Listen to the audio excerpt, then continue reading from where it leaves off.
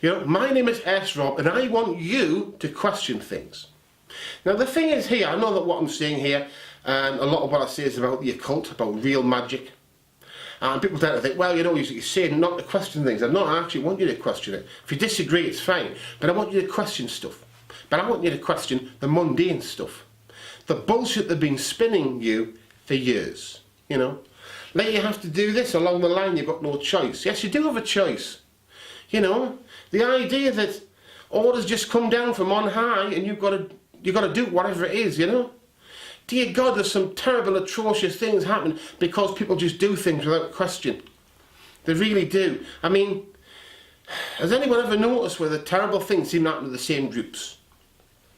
And okay, some of the times it's the group have decided collectively to do the wrong stuff, but it's not always. Because sometimes you've just got some arsehole rounding up some group for no reason. And that's it, they just round them up. And once you start rounding people up, they start behaving differently. And that means if you look at any of the bad places where people don't want to be, whether it be hospitals, asylums, jails, I would dare bet you'll find a lot of the same groups, you know. Cultists are sometimes one of them groups, they don't seem to like us out there. I know, I haven't really been rounded up, but we do get a lot of hostility, an incredible amount of hostility. But we all know what the groups are. We can all take a good guess and you can look and see. But I'm not talking about people doing things bad as a group. I'm talking about people just wanting to round people up. How does it happen? Because bloody people just do what the hell they are told. Someone sat there and he says, no, we're going to get this, we're just this person in the system. There's nobody think in any point in time this kind of, we shouldn't be part of the system. So what is it? You know, a guy happens to know somebody who's a terrorist, will pull him in. Really? That's all you need? A person who bought some strange events. So the hell what? Strange events happen. You know, look at the Guinness Book of Records, a bloody big book full of strange events and strange things, and they're all real. You know, they're just going to pull people in. No, because you have to think. At some point in time, you've got to say, this isn't bloody right. You can't just do this isn't right. You know? And you end up with people arresting people or people protesting. We're going to round them up and bring them in. Why? Because they're protesting. So the hell what? There's legal protest. If somebody wants to stand somewhere with a placard, it's their own bloody business. I'm not a protester. I've never stood with a placard in my life. But you know what? They're entitled to.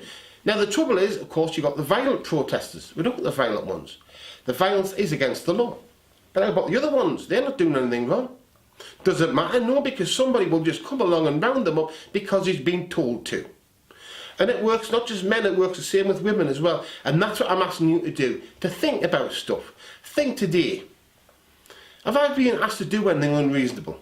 Have I been asked to treat anybody in an unreasonable way just because some freaking arsehole right the way up there tells me to do it? You know what? Don't do it. Don't. Because it's not worth it. Because eventually the person that will be punished will be you. Because if anything goes wrong, they won't take the blame, you will. And also, some point, sooner or later, you will be the arsehole, you will be the person who some arsehole is rounding up or decides to do something to or hurt or damage. And they'll do it because, so what? You're indispensable to them. You're not them people up here. You're the one down here who's doing it. So, you know, you're dispensable, you're disposable, who cares? So try to exercise some free will. Now, one of the ways we can help ourselves is through real magic. And that is because it is the use of will. And that means what can we do? We can use it to help ourselves. We can also use it to help other people. That means we can free people. We can help people get free. You can work on people psychologically speaking to help people get free or themselves, or you can use to get yourself free. You know, but these are things you have to do, or so that people get better treatment. These are all valuable things to do. And you know what? If you do real magic, you're an occultist. And that means that this is part of your job nowadays. Sorry to say this, but if you're an occultist, part of your job is to treat people well, to try and change the world in a good way. You know why? Because it's in a piss poor shape and none of the other people are going to fix it. They won't fix it. But we can. We don't need any resources and we can fix it. So that means our responsibility is to fix it. Make our lives better, make the lives of other people better. Exercise control. My name's S. Rob. Thank you for listening.